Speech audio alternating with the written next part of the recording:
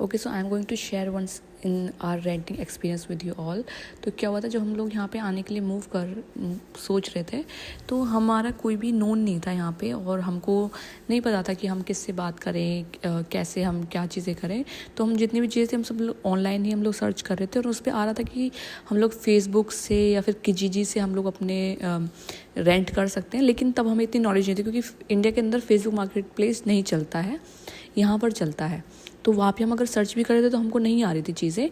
तो फिर मेरे हस्बैंड ने सजेस्ट किया, तो एक काम करते हैं, हम लोग वहीं पे जाके देखेंगे, अभी छोड़ो ये चीज़। तो हमने कहा ओके। तो जब हम अपनी फ़्लाइट हमने बोर्ड की, तो वहाँ पर हमें एक लड़की मिली थी, हिमांशी नाम था उसका।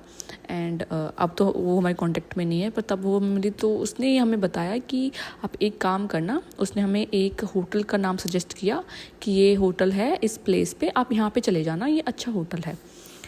एंड काश हमने उसकी वो बात ना सुनी होती, बिकॉज़ वो होटल इतना ज़्यादा कॉस्टली था।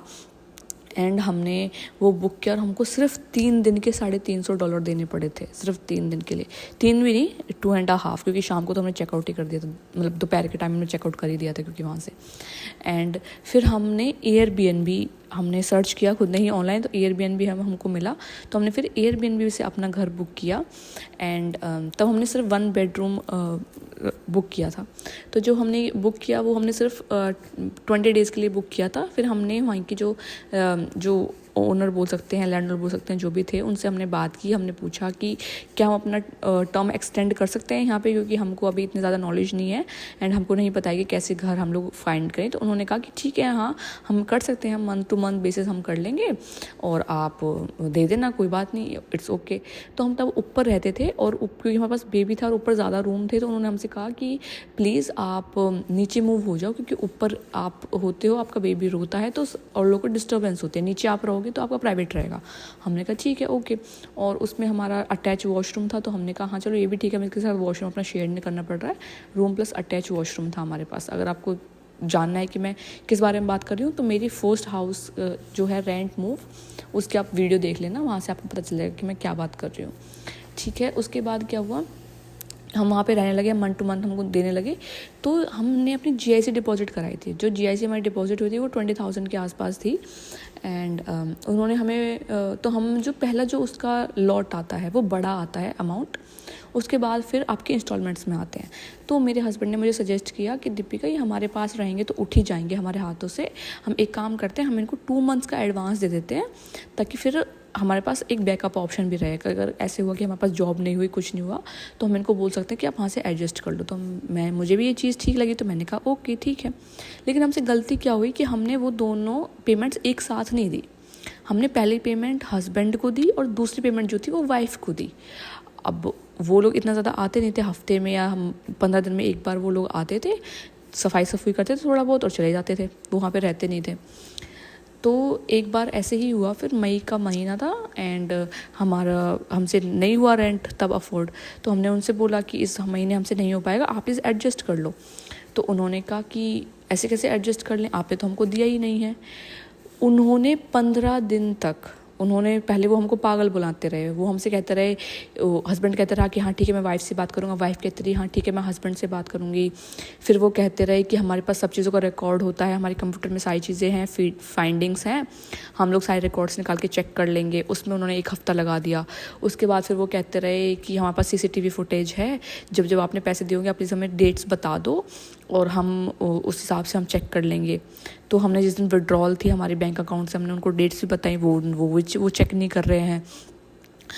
और जो उसका जो हस्बैंड है, एक तो मुझे वो पहले से ही पसंद नहीं था, और इस इंसिडेंट के बाद वो और भी ज़्यादा रूड हो गया, तो मुझे फिर वो चीज़ भी बिल्कुल पसंद नहीं आ रही। फिर मेरे हस्बैंड एक दिन काम पे गए थे और फिर वो दोनों आए, उन्होंने, हम लोग बैठे एंड फिर मैंने पॉइंट बाय पॉइंट बताना शुरू किया। अब क्यों ये प्रॉब्लम हमें क्यों आई थी, क्योंकि हम लोग कैश में दे रहे थे।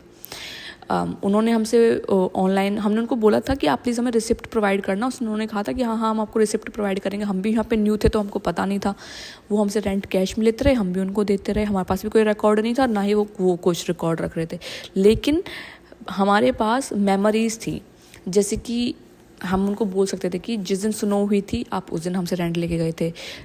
वो जैसे रेंट लेने आते तो हमें कुछ ना कुछ दे के जाते थे, जैसे मेरे बेटे के लिए कोई बिस्किट का पैकेट दे गए या फिर स्पंजेस वगैरह दे गए, तो हम उस तरह से फिर उनको बताने लगे कि उस दिन आप हमें ये दे के गए थे तब, उस दिन हमने आपसे नूडल की रेसिपी मांगी थी तब।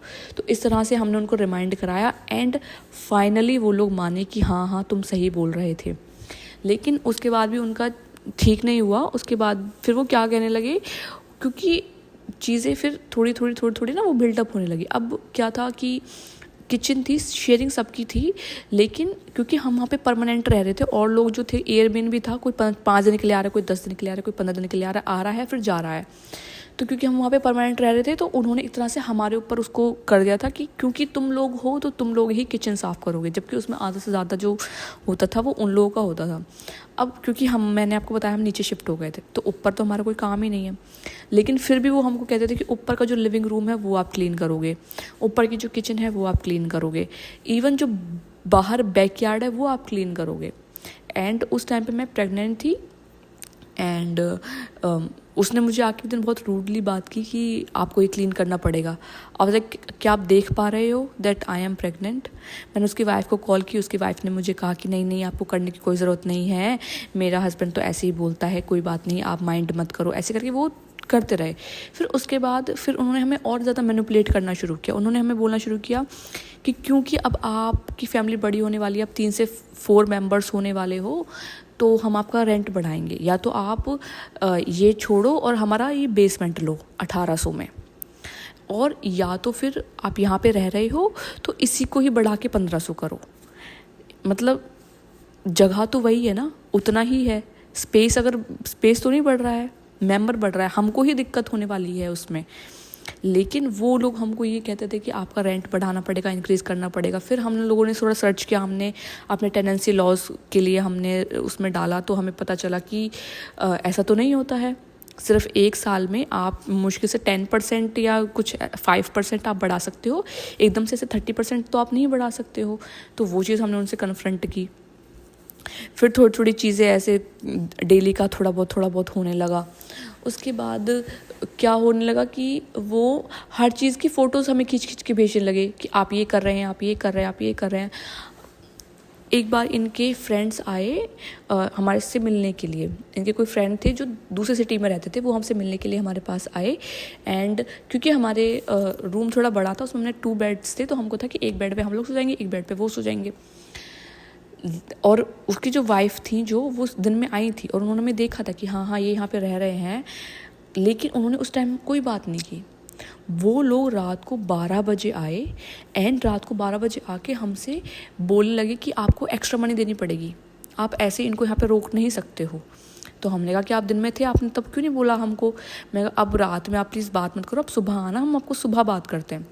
लेकिन वो लोग अड़ गए, नहीं हमको अभी बात करनी है, हमको अभी बात करनी है। एंड जो हमारे गेस्ट थे वो थोड़े ज़्यादा एग्रेसिव हो गए एंड इधर से ये भी एग्रेसिव हो गए एंड वो पूरा चीज़ ख़राब हो गई। एंड फिर वो लोग बोलने लगे कि नहीं हमको तो जाना है, हम भी नहीं रुकेंगे यहाँ से। वो भी कहने लगे कि हाँ तुम लोग जाओ यहाँ से, हम तुमको यहाँ पर रुकने नहीं देंगे। एंड उसमें मैं और मेरे हस्बैंड हम दोनों ऐसे हो गए थे नम कि यार ये क्या हो गया है। ये इंसिडेंट बहुत बड़ा है, मैं कभी एक्सप्लेन बाद में करूँगी। फिर उन लोगों को वहीं से 12 बजे वहाँ से जाना पड़ा, पुलिस आ गई थी, बहुत चीज़ें ख़राब हो गई थी।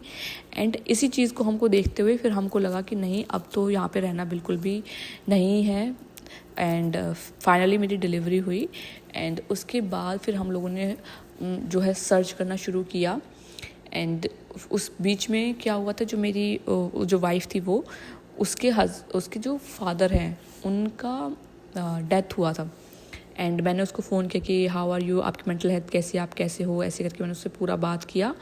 एंड लेकिन उसको पता नहीं क्या हुआ, जिस दिन उसके फादर की डेथ हुई उससे नेक्स्ट डे, मतलब आपको पता है कि आपके फादर की डेथ हुई है, you should be at your home, आपको वहाँ पे बैठ क्योंकि आपके माइंड को रिलैक्स चाहिए। लेकिन नहीं, वो नेक्स्ट डे हमारे घर पे आई और मेरे हस्बैंड से लड़ने लग गई कि आपको रेंट देना पड़ेगा, आपका बेबी हो गया है, आपको एक्स्ट्रा मनी देनी ही पड़ेगी, ये वो। और हम लोग डिनाई करते लगे। मुझे खुद को क्योंकि मैं नहीं लड़ सकती हूँ तो मैं तो एक साइड को बैठ गई। एंड फिर वही होने लगा, वो बोलने लगी कि मैं पुलिस बुला लूँगी, ये कर लूँगी। तो फिर मेरे हस्बैंड को गुस्सा आ गया कि यार ये क्या बात है, मतलब बिना बात की बात पे आप कैसे कर सकते हो। तो मेरे हस्बैंड को फिर बहुत ज़्यादा गुस्सा आ गया। मेरे हस्बैंड ने बोला कि रहने दो, तुम मत बुलाओ पुलिस, हम ही बुला लेते हैं। And then my husband called police आई, दोनों के वो हुए, उन्होंने थोड़ा नेम वगैरह हमारा लिखा एंड फिर वो गए। हाँ, एक इंसिडेंट और हुआ था।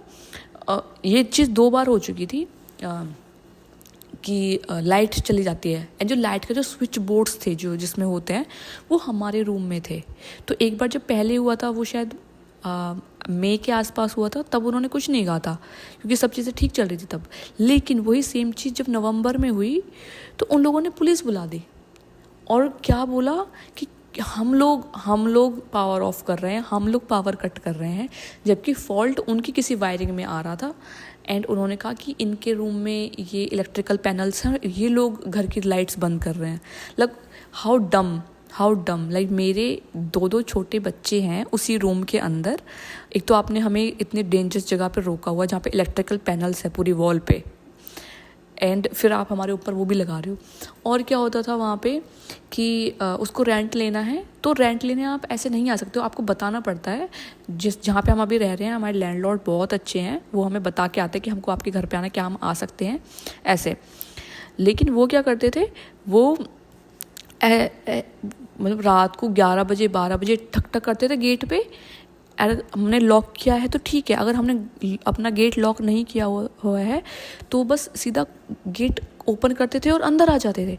2 बार ये हुआ। एक बार जब हुआ तो मैंने इग्नोर कर दिया, बट जब सेकंड टाइम हुआ तो फिर मैंने उसकी वाइफ को कॉल किया एंड बोला that this is not okay and हमको ये अच्छा नहीं लग रहा है, प्लीज़ आप ये सब चीज़ें ना करें तो आपके लिए अच्छा होगा। तो ये हमारे बहुत ज़्यादा वर्स्ट एक्सपीरियंसेस थे अपने फर्स्ट रेंट होम में। और मतलब हम वहाँ पे 1 साल रहे एंड घर बहुत अच्छा था, जगह भी अच्छी थी, लेकिन वर्स्ट ऑफ वर्स्ट एक्सपीरियंसेस। मैं तो उस घर में कभी वापस नहीं जाना चाहूँगी। तो अगर आप भी घर ले रहे हो तो प्लीज़ थोड़ा सोचो, अगर आपको थोड़ा भी फिशी लग रहा है मत रहो, अगले ही महीने चेंज कर दो प्लीज़।